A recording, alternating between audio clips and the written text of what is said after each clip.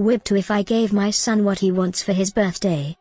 Am I the asshole for refusing to make my son, who will be 10 in May, share a birthday party with my niece by marriage?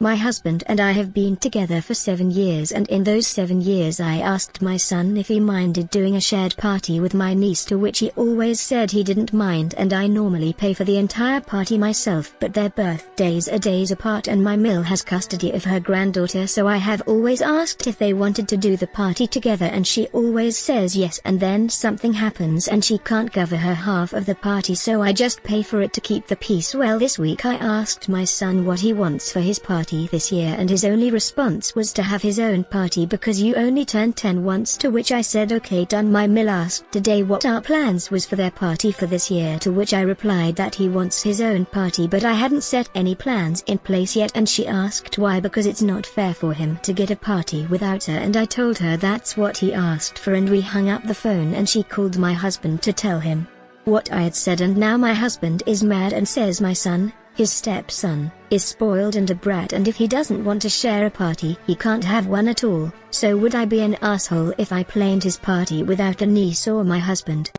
NTA. It sounds like she's just using you to pay for her daughter's birthday.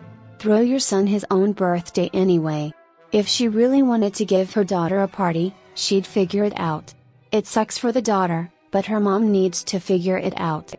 My daughter said the same thing. She's only upset because now she will have to throw her granddaughter's birthday party herself. Your husband is the villain in this story. Why do you stay with someone who speaks about your child like that? If my husband ever used words like that about my kids, I'd leave him so fast his head would spin. Him I can replace. My relationship with my kids, not so much.